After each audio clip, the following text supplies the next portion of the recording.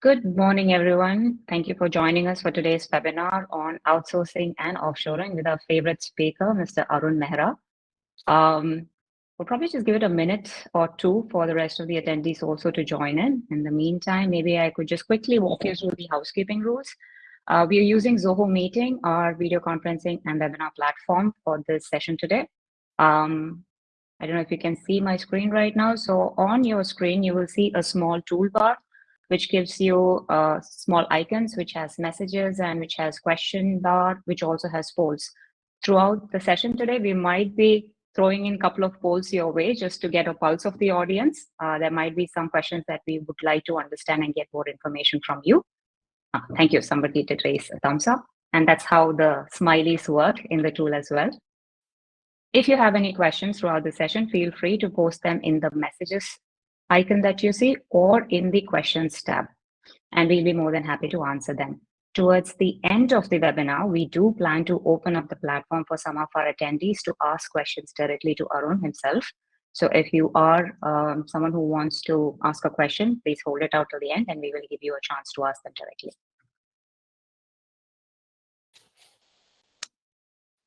All right, let's probably start now. Once again, good morning and a very warm welcome to all of you who are joining us today from different parts of the world. Outsourcing and offshoring accounting, it's a very interesting topic and very close to our heart. We have done this topic earlier with Arun, almost about 6 to 7 months ago, somewhere around November last year. A lot has changed in the world since then, both in the political and the business front. Arun did his first going global event in Delhi, and we had a fantastic response. I had the opportunity to attend that event, and I could see firsthand the interest and the insights and the questions that people had on how do I get started? How do I get my first client? I have clients, but how do I scale my business, right? So we're going to discuss a lot more about this topic today. Arun has graciously accepted to share his insights, again, on this industry based on his own personal experience and what he has heard from people around the world and, based on his consulting services that he's been providing. So a little bit about Arun. I'm going to share my screen right now just to share the presentation that we have put together. Is everybody able to see my screen? Yeah. Okay, perfect. So this is a fireside chat series that we had started, right? The whole theme is around outsourcing and offshoring accounting. And the topic that we are going to be talking in detail is, if you are on the fence about, do I start outsourcing or offshoring accounting? How do I start? Where do I start? Do I have an offshore unit in India, Philippines, or different parts of the world? What would be the right approach to me? Or if you're on the other side of the fence, you are somebody who was looking to provide services to Western markets and clients outside. How do you go about doing that, right? Now, before we go on to our first session, we have to introduce Arun to you, obviously.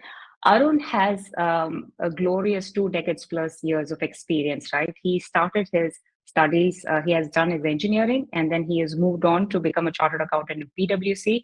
And then he's ventured into the banking world of leading banks like Credit Suisse and Bank of America, before actually taking the plunge to entrepreneurship and starting his own firm. Today, the firm is called as Samira Global. He is running a very successful accounting practice and an offshore unit from India, which you're going to hear all about today. Some of you who may have attended our session previously would also have heard about how Arun had started and scaled his firm. He's going to throw his insights today as well, and you're going to hear all about it today. How would you define what an offshoring and outsourcing, the terms itself, right? Because for me, at least a year ago, these two terms were interchangeably the same. Like, I really didn't know what is the difference. And then I ended up talking to a lot more people and understood there is a really granular difference between both these terms. Now, how would you define offshoring and outsourcing? And why do you think it matters for an accounting firm to pick one or the other or to offer both?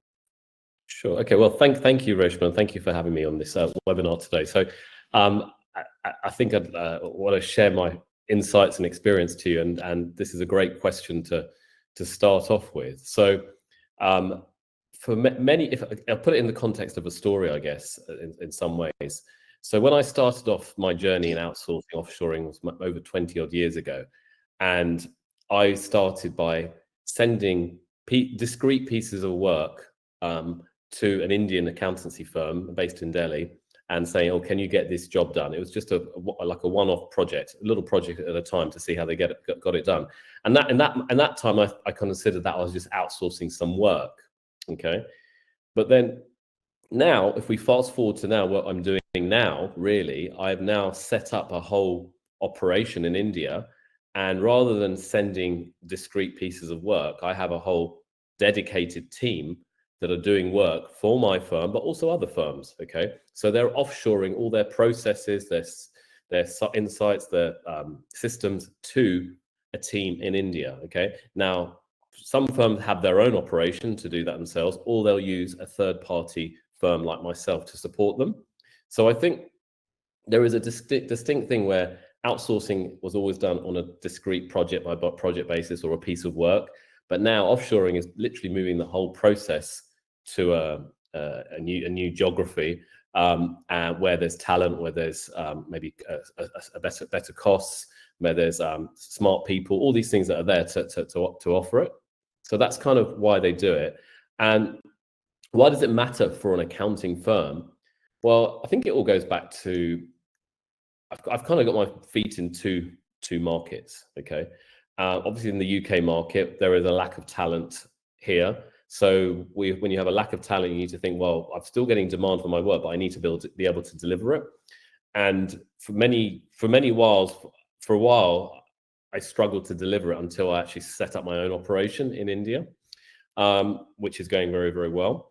But now I think if you're an Indian firm, you're in India and you want to offer outsourcing or offshoring services to people overseas in the UK, US, and other places, that is a massive opportunity. Okay, there is demand from not just UK or US accounting firms, but actually their finance departments, their businesses. Literally everything can be shifted overseas. Okay, and you might have heard of the term global capability centers, that GCCs. That's kind of a buzzword that's happening, I guess, currently as well. And in India, they're expecting more GCCs to happen. And GCCs are effectively an offshore unit for large organizations. And I think that's where the market will be heading. So it's not just accounting that will be shifting over, it's other things that will shift over. It could be HR departments, it could be marketing, it could be anything really. Okay, so those are that's the distinction, I think, if hopefully I've made it clearer, okay, for people, Reshma. It does. So again, gives me a chance to again throw in a poll question here, because this topic, while it's interesting, there are still people who think that both are the same, and then they think that, okay, I need to offer outsourcing and I need to offer offshoring, right? So time for a second poll here, just to see if our folks have understood what you have actually told them about this. So how do you perceive as audience, what is the key difference between offshoring and outsourcing, right? Now, is it setting up your own team in a different geography, obviously, for, cost reasons? Or is it just outsourcing certain tasks to a team outside?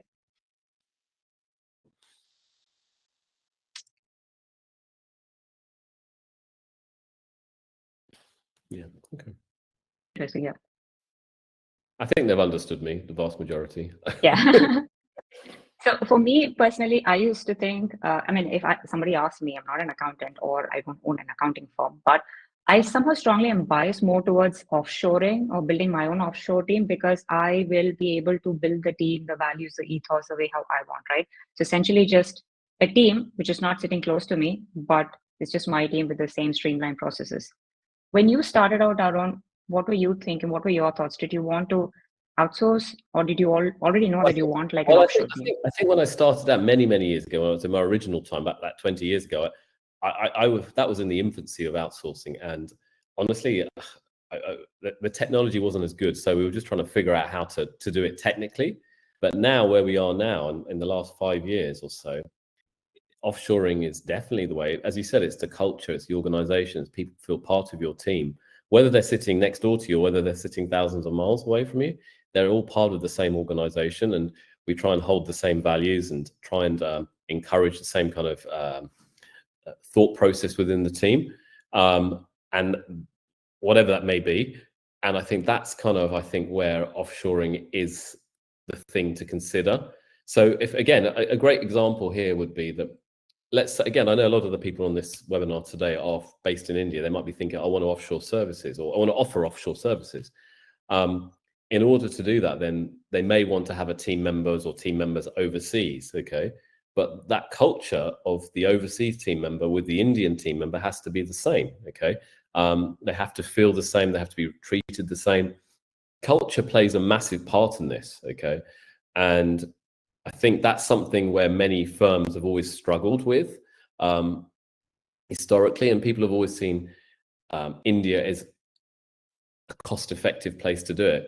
Yes, there is a cost-effective element to it, but if you look beyond that and really think about how am I building a wider organization that what people want to work there, people feel aspirational to work in that organization, that's when an offshoring kind of setup is much, much better. And it gives people the employees or the team members that they value that place to work at. On that note, I actually wanted to share a content from your website, Arun, for our audience. So if you are somebody who is still trying to understand what outsourcing and offshoring is all about, I'm sharing this link with you, which is from Arun's website. And just to if you can probably take a moment to go to his website, you will actually see how the content that they have written on their website has a little bit of everything that Content Marketing 101 really talks about, right? One, it is a detailed article. It goes into defining what outsourcing and offshoring is all about. It has links to the other content which is relevant to it. There is good hyperlinking done. There are stats published. There are infographics, and there is also a video for engagement. And the reason why I'm pointing out this to you is, if you had heard our previous webinar with Arun, Arun had gone ahead and explained why content marketing is really important, right? Because while traditional paid ads still exist and you can still get that lead from the paid ad, I think content marketing goes a long way. It is a very strategic investment of your time to build the brand for yourself, and it's free. You just need to invest your time, you get your lead, and these are all quality leads that you get. Arun, any thoughts on how content marketing worked out for you? Actually, content marketing is at the heart of our business strategy, okay? And I think it's going to grow even stronger, become even more important, because I know a lot of people now are using AI to write content, but that's not going to be the thing that's not the solution, to be honest with you. I think a lot of people who are seeking out proper content will be able to realize whether that's AI written or enabled, or if it's actually an authentic voice. So content, I think, has to be the key. And why? Because we're answering questions or problems that people have, and then from that they understand us, and they might not become a client immediately. They might take 3 years, 5 years to become a client. Doesn't matter, okay? But it's that trust that's built up. And so we're positioning ourselves to be that kind of trusted advisor. I don't need clients today or tomorrow. I don't need them, okay? If I get them, great, okay, wonderful. But I don't need them. I'm setting up my business so that we're here for the long term, and I think content is at the heart of it, to be honest with you, Reshma. I totally agree with that. Moving on, to the next segment of our topic. There are these common myths that we hear, right? And myths are not just about accounting. It's like everything. Like goldfish have probably 3-second memory, or if you eat watermelon seeds, you have plants growing. Obviously, these are not true facts, but you keep hearing these things from so many people that you end up believing these things to be true. What are the common myths that you have come across in your industry from the partners that you speak with? What are common myths that stops accounting firms from going global? Yeah, good question. So I think if you look at UK firms, US firms, all these kind of foreign firms, historically they may have done some outsourcing and offshoring, and it failed, okay? And primarily it failed for 2 reasons. There was no strong bond between the people, okay? And I think a lot of people, that the myth that people say, oh, I tried it once, it's not going to work again, okay? And they don't bother to try again. And honestly, that's kind of, they're losing out on an opportunity. Now, remember, when I started off 20 years ago, the world was a very different place to what it is now, okay? Very different place. If you look at just look at India as an example, okay? The younger population demographic, the English speaking, the number of people qualifying as CAs, ACCAs, CPAs, all these types of things, it's changed massively, okay? And if accounting firms in the West aren't kind of taking advantage of that opportunity, they're missing out massively, okay? And that's why I think my firm, my business is transformed by having a great team overseas. And I think that's that big myth that since it didn't work the first time, it's not going to work another time. Yes, there are challenges. Yes, there are sometimes cultural challenges, language challenges, technical challenges. But you know what? They're all surmountable. They all can be worked out. And I guess there has to be a driver from the UK, US firms to say, push, we're going to do it properly. And there has to be a full commitment. If there's not a full commitment, it'll never work. It'll never work. And that's the key thing as well. I've seen where people have given full commitment and it's worked and it's brilliantly. They've set up their own operations. They've got team members. They've got everything, the whole infrastructure set up in India. And then I've seen other people who just do it half-heartedly. And they don't, and as I said earlier, they don't really imbibe the culture. They don't see the offshore team as part of their organization. They just see them as very transactional. If they're treated as very transactional, that relationship will never be there, and it'll never really work, to be honest with you. So I think those are kind of some of the myths that people have to overcome, certainly in the West, because I've seen, and I'll be honest with you, when I was using some firms in India previously, there were challenges, and it didn't work, and we had to change organization. But eventually I did then took the decision to decide to set up our own operation eventually. Okay. But there were, as I know, and I know many people who are doing offshoring to other businesses across the world who do it really well because they understand that cultural link, and it has to come from both ends, not just from one end. It has to come from both ends. Got it. So if I were to summarize, it's basically keep trying to define the right partner, or don't stop yourself if you fail during the first attempt. Yeah, Find the right partner. Yeah. Yeah, 100%. It's finding the right people. It's as you said, it's like yes, finding the right partners. You can kiss many frogs along the way, but eventually you'll find your prince. I guess that's that type of scenario. Okay, even in the outsourcing. Good analogy. Same thing. So yeah. All right. Moving on. So let's assume a scenario where you have decided that between the two options of outsourcing and offshoring, you have decided to offshore, right?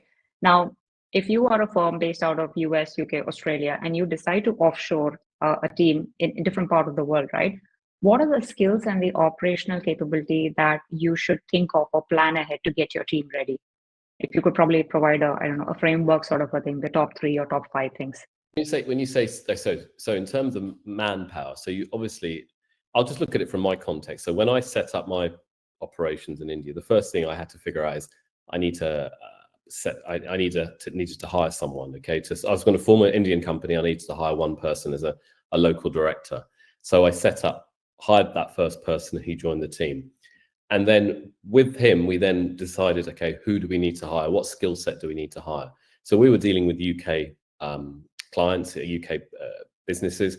So we wanted to identify UK experienced people, technical experience, whether they know year-end accounts, UK tax, bookkeeping, that type of thing. And those were the kind of initial skills that we took on board. But what we realized, and since we were a kind of young new company, we were getting people coming through, but some of those people who started with us at the outset aren't necessarily with us now, okay? Because we found that we didn't necessarily get the right people, okay? We trained them up, we didn't necessarily get the right people with, and when I say the right people, they technically they could do it well, but they didn't necessarily have the right soft skills that we wanted to have within our organization. So the communication skills or the leadership skills, those types of things, which are so important, okay? So to me, the real success, you can teach anyone how to do a set of accounts. You can teach anyone how to use Xero. You can teach anyone how to do tax. These are all teachable. You can watch YouTube videos on how to do it. Honestly, there's so much that's available free to do. But what you can't teach are the intangibles, or it's much harder to teach are the intangibles, how to communicate, how to build relationships, how to kind of build that bridge between people. And remember, people are sitting thousands of miles away often. So how do we bridge that culture? And I think that is the thing that makes or breaks a successful outsourcing, offshoring operation, okay? That, if you get that wrong, you're going to struggle all the time. If you get it right, that's the thing will make the massive difference. All right. So, I mean, if I had to again summarize, then we're talking about your team members in the offshore location having obviously deep, knowledge on the tax and the deep expertise in the area that you are going to be providing services in. It could be a niche, for example, in your practice, you were, I think, focusing on the dental service industry initially, right? Sure. Right. So that's probably one. Second, obviously, is the communication and the soft skill side of things. That also plays an equally important role when you're looking at skill development in your team that you're looking at.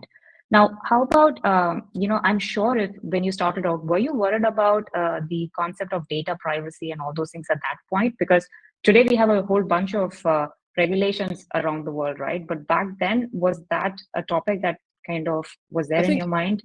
historically, no, originally, no. Okay, obviously now there's things like GDPR and all these types of rules that we have to abide by. But as long as we adhere to them and we have policies in place to do it, and we train the team and we do what's necessary, I don't think that should be something that stops you. Okay, large organizations have been doing this for forever, to be honest with you, as far as I know. Okay, whether it's American Express or whoever, a large organization, British Airways, whatever, all the data is so much data is sitting across India.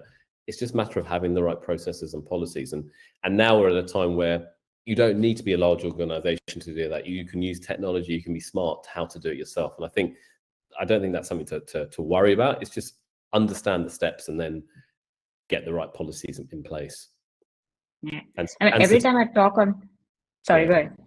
And the certifications as well, whether it's Exactly. ISO 27001 or that type of thing, or SOC 2, that type Right. of thing. And every time I talk about this topic with you or for the others, right, it just blows my mind that this industry has been there for a very long time. It's not a new industry at all. Thousands of companies have done it. People have proven success results in this. There are case studies published, right? I think it's still the initial fear of, do I start? If I start, will I get a client or will I get the right partner? I think these are the things that people still worry about the most. And if you have all these skills and operational capability planned out, and when you start off on the right path, I think setting up a team is not that difficult anymore, I feel now. Yeah, I agree. I don't think it's difficult at all. I think you're right. If you think about offshoring, has been happening for many, many years, okay, particularly in the kind of IT sector. And I think now in the finance sector, I still think we're 15, 20 years behind the IT and technology sector. But now with the lack of manpower in this part of the world, in the UK, US, that type of thing, that's just exacerbated the problem. So the opportunity is even greater. And so I personally, I think what will happen is that whilst we're talking about offshoring processes to India and places like that, I think and historically it's always been perhaps the lower level work. I think the higher level work will start being shifted across to India, where actual financial decisions and of organizations will be actually done out of India. So P&L management, that type of thing will be actually done out of India because the manpower's there, the insights there, the technology's there. And that's very evident.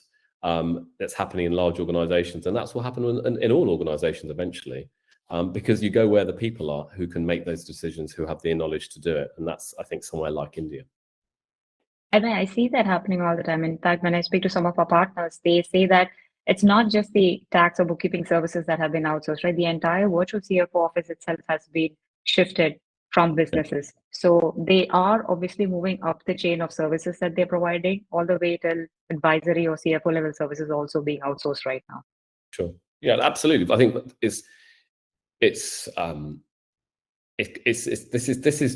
everything's shifting that way up the value chain. Okay. Yeah. And which country has 400,000 CAs qualified, 800,000 in training? Nowhere apart from India, honestly, nowhere. Okay. So that is the opportunity. Okay. Now, is it easy to tap into it? No, it's not necessarily that easy. And we'll come on to that shortly. That takes time. It takes trust. It takes all these other things. But there's nowhere else that can do it. So that's where the opportunity literally lies. But I think you mentioned a couple of things, and I'll just highlight it here.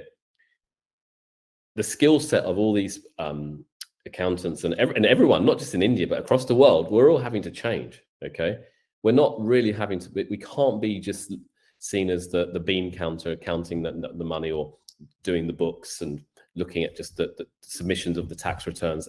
Honestly, clients don't want that, and all of that will be shifted away. AI is well and truly going to shift a lot of that away. Okay. But so people want strategic advice. People want insight into their business. People want to know, how do I grow my business? That type of value. Okay. And if you can't offer that as an accountant, then you're going to struggle. So you have to start thinking, how am I going to understand a business niche? How am I going to offer that service whilst all the compliance work is taken away by technology, or most of it's taken away by technology? Wrap up, deep expertise, communication skills, constant knowledge on what's there new in the technology like AI, or any new apps that you need to learn about, keeping yourself always on top of things, right? That probably is the best way to keep yourself on top of things, improve your skills. Yeah. Correct. Okay, so now we spoke a little bit about your systems and the processes that you need to set up, right? But at the heart of it, it's again, how do you build a strong team back home, right? How do you make sure that you are aligning the values and you're building a team that follows your ethos and your principles, right? So that the service that you deliver is the same, that remains irrespective of whichever geography you're from. I know you're extremely proud of the team that you have built back home. And I know that a lot of your team members travel to the UK to meet the clients directly. In fact, you mentioned in your last webinar that they talk to clients directly, right? They're not behind just the tech or tools or whatever it is, because it gives them, empowers them to talk to clients, handle the clients' requirements directly, and kind of gives them the confidence that they need to do their job well. And I had the opportunity to meet a lot of them during the event in Delhi also. Every person that I met in your team sort of had that invisible bond and the same value system, right? How do you do that while based in London? Yeah, whilst I'm based in London, I think, honestly, I think that if I had to sum it up in one word, I actually care about my team. Okay, I think if I had to say that, I know it sounds a bit mushy and a bit odd, but I want them to succeed. Okay, I want every team member who's part of our organization to succeed. I want them to feel that they're becoming the best version of themselves. Okay, so how do I do that? Okay, I have to understand that first we have to hire the right person who's got the right attitude. I never hire on skills or technical skills. That's very rare. Okay, we might need someone technically, but ultimately we're going to hire based on who they are and what are their aspirations and what their attitude is. And then I guess everybody then is accountable to each other. That's an important element, that if there's a weak link, you're only as strong as your weakest link in your organization as well. And if there's someone not pulling their weight or being pretty nasty or whatever, we have to address that pretty quickly. Okay. But in terms of the culture side of things, I think the most important thing is that my team are kind of not just happy, but they're very happy and kind of achieving their aspirations and goals. Now, it's easy when you've got maybe up to 50 to 100, not easy, but it's easier. But when you've got thousands of people, I appreciate it's going to be much, much harder, but you need to put the systems in place to make sure that people are achieving their goals and aspirations. And in terms of my clients here in the UK, they want to talk to my team here in India. They build relationships. We've had so many great reviews from clients here of the talking to various team members in India, and they don't really care where the team member is, as long as the work's done and they're prompt and polite and get it all done. They don't really care. Now, admittedly, when I started out many years ago, I was kind of nervous. Oh my God, will clients want to talk to people in India? That type of thing. And that was more my problem than anyone else's. Okay. But I realized that I have to be open and transparent and let the team engage, let the team learn, let the team make mistakes as well. And I encourage the mistakes, because if you make the mistakes, they'll hopefully learn and hopefully not make that same mistake again. And so in terms of culture, I think it's as I said earlier, it's the heart of the business. You've got to get that right. And there's a phrase I think I remember. It's culture always eats strategy for breakfast. Okay, you can have the best strategy in the world, but if you don't have the right culture, you're not going to go anywhere. And that is my kind of take home and learning, because I haven't got it right I made many mistakes over the years, and I remember coming from when I started out, I had a very much a investment banker kind of thought process. It's all about EBITDA, it's all about making money. And boy, I've gone full circle, really, completely full circle, and realized that was just a load of rubbish, that I was so inexperienced and didn't know anything. The only thing that matters in my business is the team. Okay, not the clients, the team. Okay, because if the team are happy, they'll look after the clients. Okay. If the team aren't happy, they won't do a good job for the client. So my job is to make sure the team are not just happy, but very happy, and they'll take care of the clients accordingly. So that's kind of how I see it. So what do we do? As I said, I'm based here in the UK. They're based in India. I have team members here in the UK as well, but I go to India 3 or 4 times a year. We have lots of fun activities that we try to organize when I go there, but when other times as well. We take the team to, this year we went to Udaipur, we went to Goa last year. We're booked to go to Thailand next year already, to take the Indian team to Thailand. So there's all these things that we want people to fly, we want people to succeed, we want people to experience new things so they grow as well as individuals. Okay. And as I said, as Reshma highlighted earlier, we have team members that come over to the UK. Again, we'll have a program where we try and get people coming over every 4 to 5 months coming over here. So I think that's really important. And therefore, if we do that, we also then attract good talent as well, because people see what we're doing. Oh, I want to work for that organization.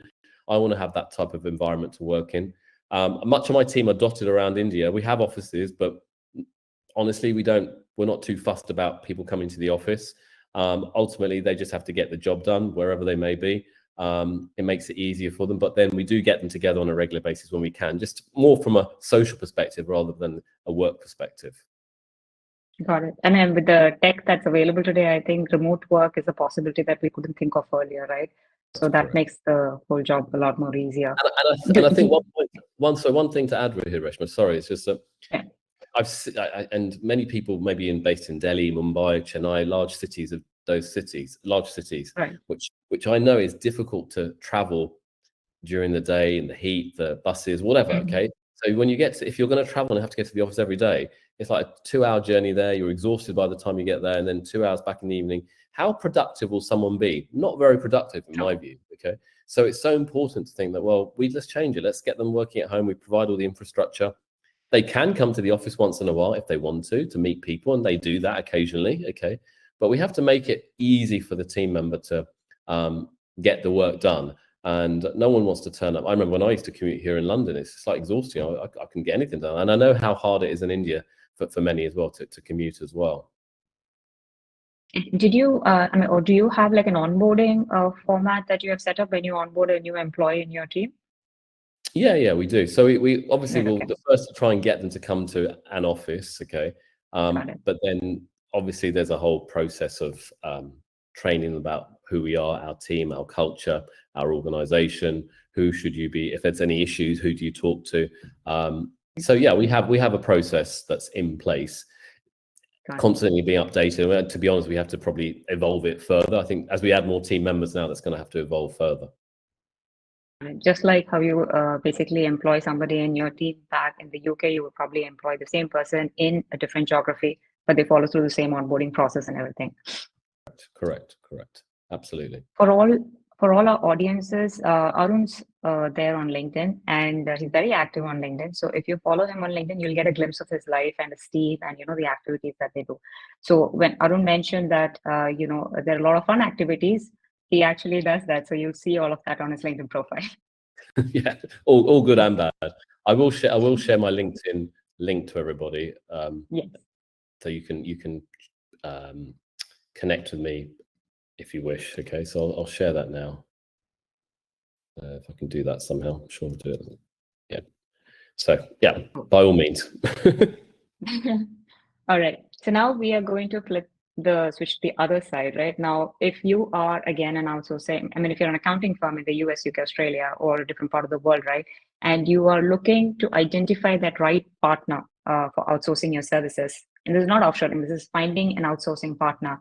How do you go about looking for them? Should you just go on Google and start searching? Should you look for references? What is the ideal way to find that outsourcing partner? Okay, good question. So I think if you're a UK firm, the first thing is quite often people talk to other firm owners who may be doing it. Okay. But if they don't have anyone to talk to, Google is obviously, I've just said Google, and Google's just turned on here. So in my speaker. But I think if you don't know anyone who's doing it, you need to look online.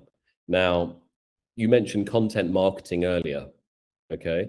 a large part of what we do is content marketing is to educate people and see it. So if at some point they might think I'm thinking of offshoring at some point, if they go into a search engine, they might find our content and they might read it and they might like it. They might not come to us immediately, but they'll think, okay, maybe in 3 months' time, I'll look at it again, and then hopefully they'll reach out. So that's why content marketing is so important. You're building that layer of education, okay? Because we're educating our client.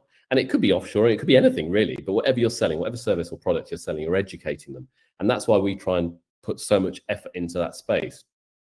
Now, but that's only the first step. You can put the content out there. It's no point putting the content out there and someone calls you and then you have no response, no one follows up, no one kind of contacts you or does anything about it. And that, sadly, is what happens with many firms I've seen, that you might get a lead, but no one ever follows up, or no one ever actually does anything with it. And it's just waste of effort. So you've got to be consistent through the whole kind of sales cycle, that you get the lead, you follow up, you do what you say and say what you do. And that's a really important thing here in the UK and the US. If someone says you're going to do it and you're going to deliver it by tomorrow at 2 p.m., you need to deliver it by 2 p.m. tomorrow. Okay. And that's a cultural difference I've seen in India, that I know that it's done differently. It's just very different. And then one of our team members who came over last week, I just literally spoke to her this morning, and we were having a team meeting with everyone. And she said, and one thing she said is that one thing she learned in this whole process is that people stick to time. Okay, when they say 2 p.m., they're going to be there at 2 p.m., not at 2:15, not at 2:30, but at 2 p.m. And things like that matter massively. Okay, if you're trying to create a good impression, you might not think it's important, but to them, their time is valuable. And if you aren't valuing their time, then you're not going to really value their business, and you don't really care. That's the impression you get. Okay.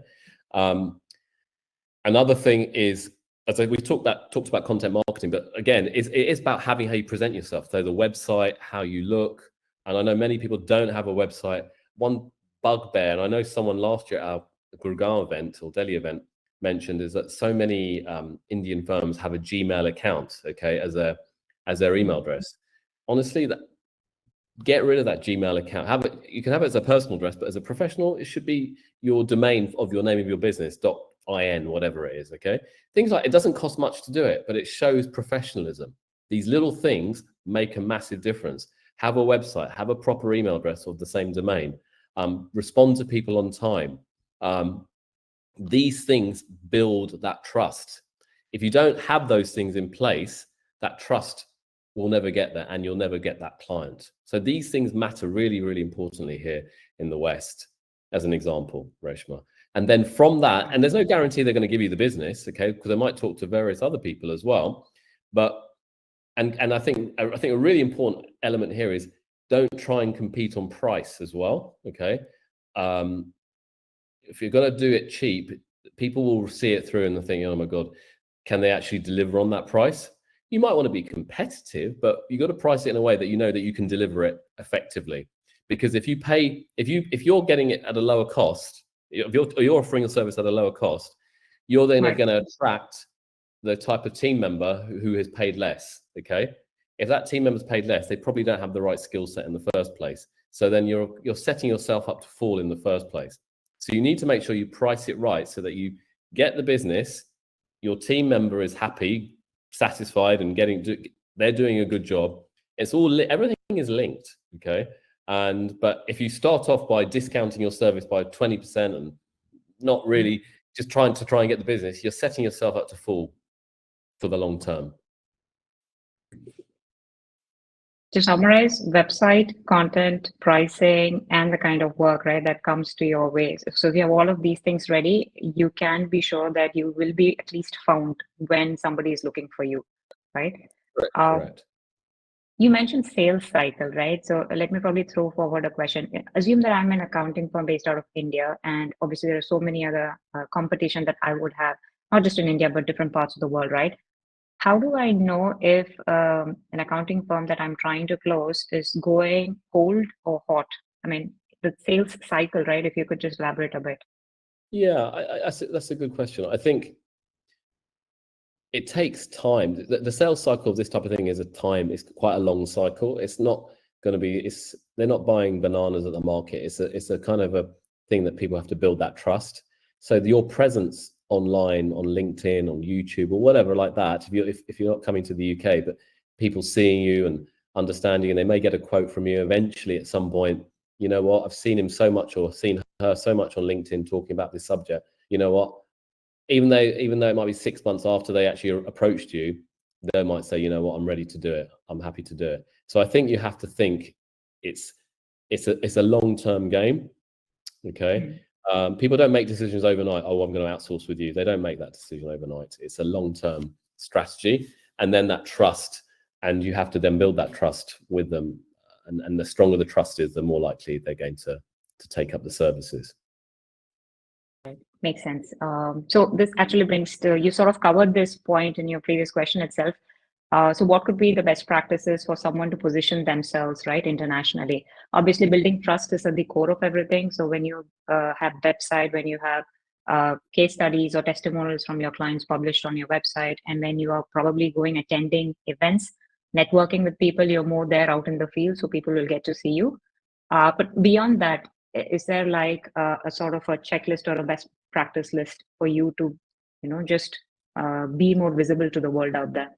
I think it has to be something you're just consistently doing all the time. I think there's no checklist. You mentioned all the things that you have to do, whether it's website, social media. It's not a matter of do it 5 times and hopefully someone will come. It's just something that you need to do over a consistent amount of time. I think a big problem we've seen is a lot of cold outreach has happened from Indian firms to UK firms, US firms, on people calling or cold emailing. I think that doesn't necessarily build trust. I think that just breeds contempt, to be honest with you, and people get annoyed by it. And so, not another Indian offshoring firm, not another. So that doesn't build trust. That just creates annoyance. Okay. So I think if people will find you if you're putting yourself out there in a professional manner. And remember, we are professionals at the end of the day. So you're not selling things at a market. You're selling financial services, professional services, and that is so. Therefore, trust has to be at the heart of that. So consistency is really important. And I think one thing you mentioned is events. I think recently we had the Accountex event here in the UK, and we had a lot of there were quite a few people with exhibition stands from India, offshoring outsourcing firms, and perhaps too many in my mind. Okay, a lot of competition, and I'm not sure if it's actually physically worth doing it. It's so expensive to do it, and I always get that question: is it worth doing? And in my mind, no, I wouldn't do that. Okay, I've done it in the past. Okay, but going forward, I wouldn't, because firstly, it's too many people. So trying to do the same thing, but if you attend the events and talk to people and build relationship, that's a good idea, because you're understanding how the psyche of the market works. And then if you can then put content out there on LinkedIn or whatever it might be, YouTube, or articles out there, people then start seeing, oh, who are you? This is what you do. I understand you are built, and that trust builds. So you've got to weigh that up. It depends how big your budget is, of course. Okay, if you've got a huge budget, fair enough. An exhibition stand will be nothing to you. But for smaller organizations, that you have to think, is it worth it? So a small stand at Accountex, by the time you've factored in costs of travel and hotels and a stand, it'll probably talking about £20,000, okay, which is a lot of money. Okay, so you've got to get a good ROI on that. Or are you better off just flying to the UK, talking to people, visiting as many people around, reaching out to contacts you might have through family or friends in the UK who might be accountants? And I know a lot of people get business that way initially, but through friends and family, that could be a better way rather than spending a larger lump sum at a big exhibition. I agree. In fact, I remember you mentioning the same thing during the November webinar. And in December, when you had the first event in Delhi, there were quite a few from the Delhi event who actually attended the UK Accountants, whom we met at the event, right? Yeah, so they didn't put up the booth or anything, but they actually came, visited the event, met a lot of people, networked with a lot of people, and then they went back home with a lot of leads. Yeah, it went with leads, and I think it went with leads, but it also went back with insights. Okay, and that's nothing True. quite like having conversations with people and learning. Okay, that's interesting. I didn't think of that. And understanding the market, because what you don't really understand the market sitting thousands of miles away. So by coming here, talking to as many people as possible in a different way, and there were a lot of technology companies there, accounting businesses, these type of things. you get a better flavor of how the market operates. All right, makes sense. And that brings me to my favorite topic, right? So at the end of the day, we're talking about, scaling your accounting operations either through outsourcing or through offshoring. But at the end of the day, you still need to have a powerful tech stack, right? It could be your CRM, your practice, your accounting, or any other tool that you're using for your firm. If you have that as a solid foundation across your team, then that can help you scale efficiently, right? How has tech played a role in your company? Well, I think tech plays a massive part in our business now. I think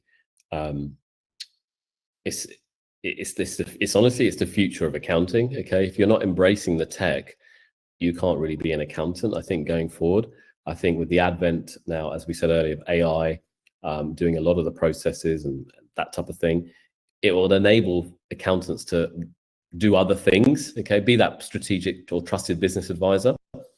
So I think technology has to be at the heart of the core of your business. Now, it could be that you use a platform like Zoho to Zoho Books and the wider Zoho ecosystem to manage the CRM and everything else with it, and even develop tools through like Zoho RPA and robotic process automation, that type of thing. So technology is kind of at the heart of it, and I think that's something that accountants, you might not like it, but your business is changing, and therefore if I look at my team now, I have accountants in India, but every hire that I'm doing now isn't really an accountant, I'll be honest with you. Now it's kind of in the technology space. So we've just taken on literally today we just agreed to hire another developer, okay, based down in South India. So we're turning from an accounting business into a tech business, or tech variation of an accounting business. And that makes it very exciting for me.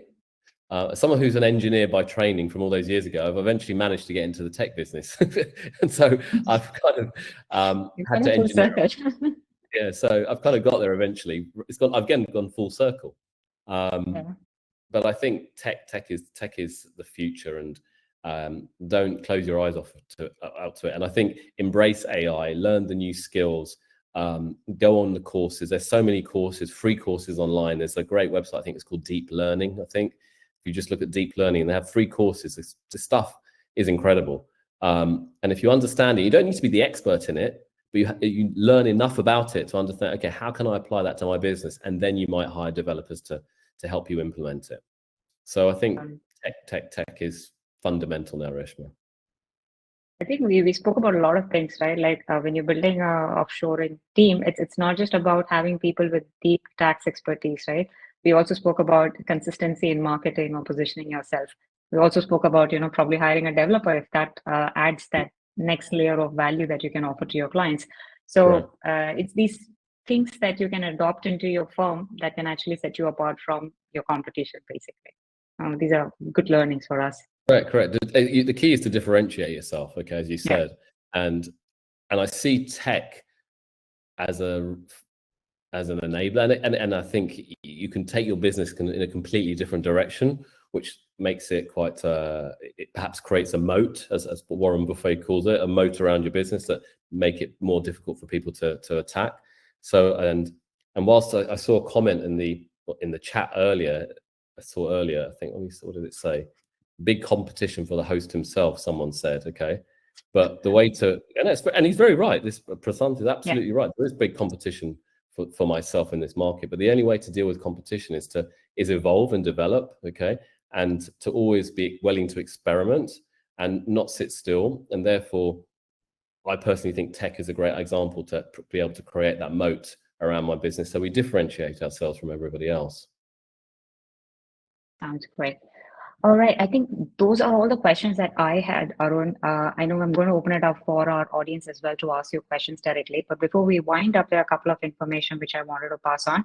The session that we just had is obviously session 1 of the series of conversations that we are going to have with Arun. The next one is planned on the 10th of July.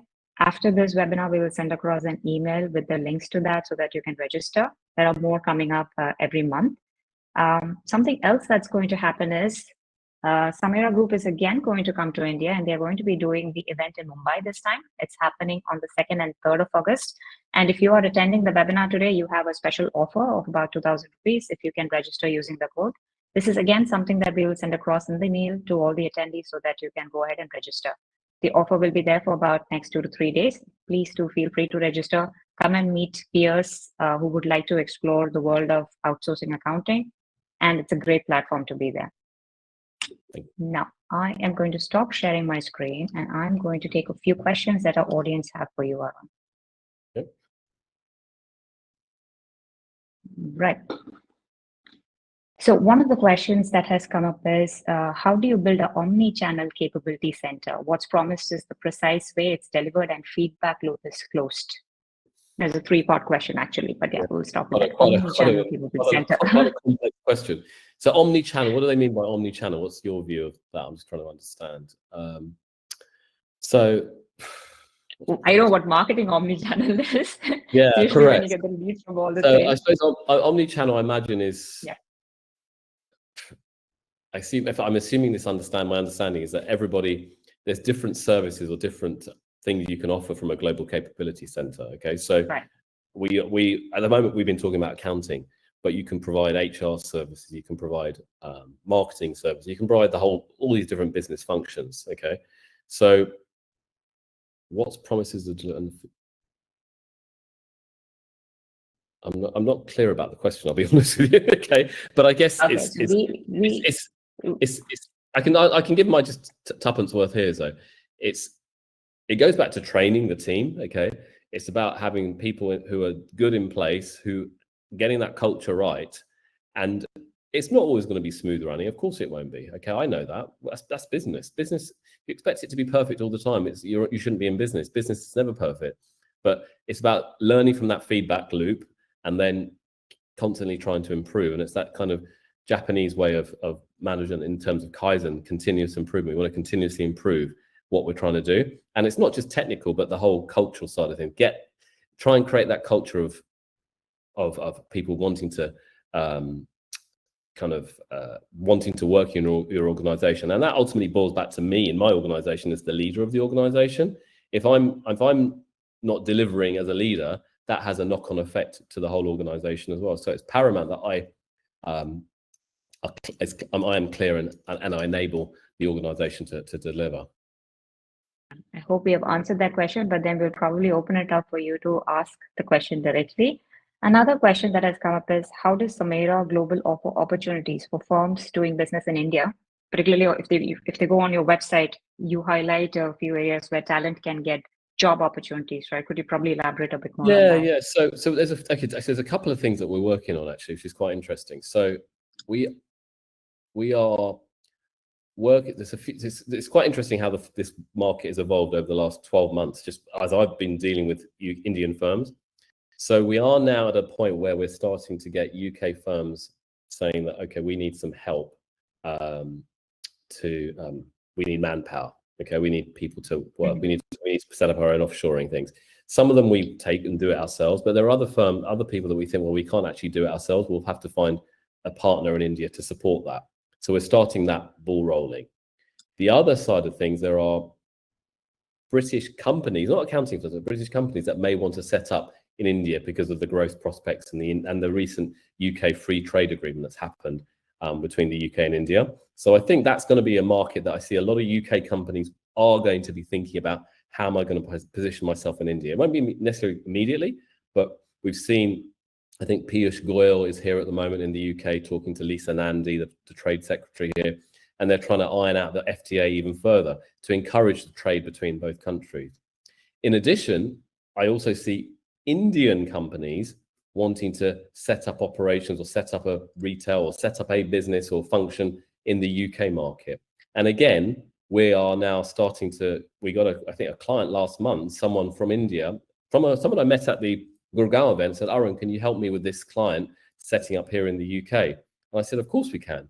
And so we've helped set them up. And what we're trying to do now is we will share a part of the fee to the Indian accounting firm. Okay, so that's what we're trying to do, where we actually share. So if they refer to the UK to us, this piece of work that we set up and help them with all the compliance here, we'll share the fee with the guys in India. So it's a win-win in that respect, okay? So there's a few things that are brewing, okay? And I see that side of things happening, growing faster than I anticipated, actually, that last point. So yeah, we please do reach out to me or my colleague Praju, and we can certainly help, okay, in any of these aspects. I think there are a lot of things that you are doing at your firm which you may not even have published on your website, right? So folks who are attending the webinar, if you have any ideas, if you want to start outsourcing, offshoring, if you think you don't want to take, the entire regulations and, you don't want to go all the way out in UK, set up an entity, but you would like to probably partner with Arun in some way, have a conversation with Arun to figure out what are the opportunities out there. That will at least help you, give you some guidance on that. Yeah, sure.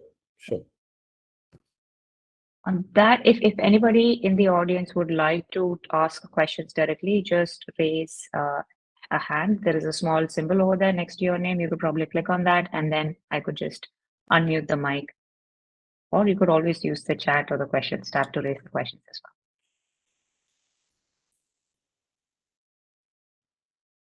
Okay, Arun, we do have another question on the upcoming event that you're going to be hosting. Could you tell us a little bit more about what people can expect from attending the event? Yeah, of course. So we have our global summit coming up in Mumbai on the 2nd and 3rd of August over the weekend, and myself and other team members will be coming to talk about going into a lot more detail about what we've talked about today. So we skimmed the surface about culture. We skimmed the surface about marketing. We've skimmed the surface about AI, but we'll be talking about all of these things and ultimately what we're doing in our firm. So we kind of open up the box of how we do it, okay? And sometimes people think, well, why are you doing that, Arun? You're sharing all this IP and experience to other people. And yeah, I suppose I am, but I kind of feel that we're much better and stronger if we collaborate, okay, as opposed to me trying to keep it all myself. The market is vast for this. The market is huge. And I'm always a big believer in sharing my knowledge and helping other people. And I kind of see I've been so lucky to meet some wonderful Indian CEOs over the last few years, and who get that point, okay, and who are keen and wanting to learn. I love that, and I'm much older than probably most of the people on this call, and I love to share my knowledge and help them grow and probably grow something much bigger and much more successful than I have done.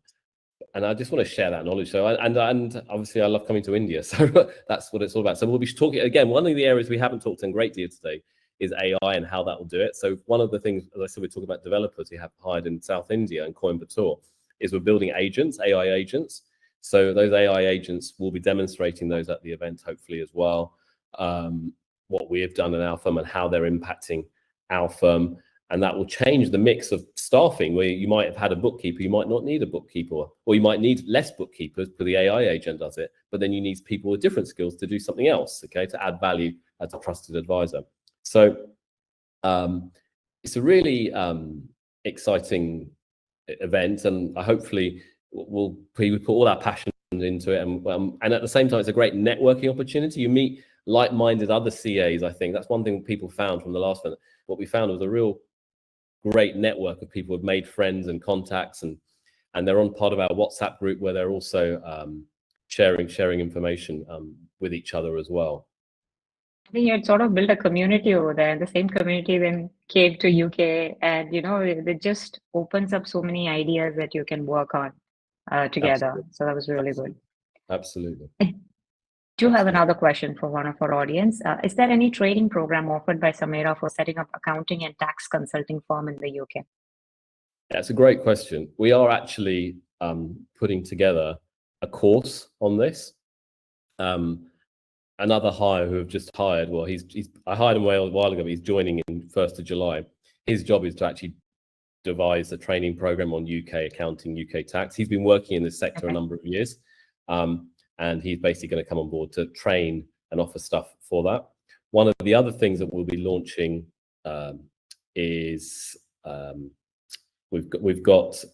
I'll put a few links in this chat in a moment. We've just we're about to launch a digital marketing course as well, again, which will be online, which you can sign up to and try it out, which I think a lot of people will find value, because I think marketing is probably the hardest part of getting those clients. So we'll be talking about content marketing, digital marketing, that type of thing. And also then one of the things, so I'm just going to share, we have a WhatsApp community, which I'd encourage you to sign up to, because we're always sharing information and ideas on that community. It's free to join, and you can get a whole load of information on that community. Just doing a few plugs here, Rish, but I'm just trying to get people yeah, I'm also part of that community. It's actually very valuable. It's not a spam message kind of a thing. People do ask genuinely interesting questions. Yeah. And then we also have a newsletter that I've just shared as well, which we write every week on accounting, AI, growth, that type of thing. And so we have two websites. One's Samera Global, which is about the global accounting side of things, and then we have our UK website, which is all about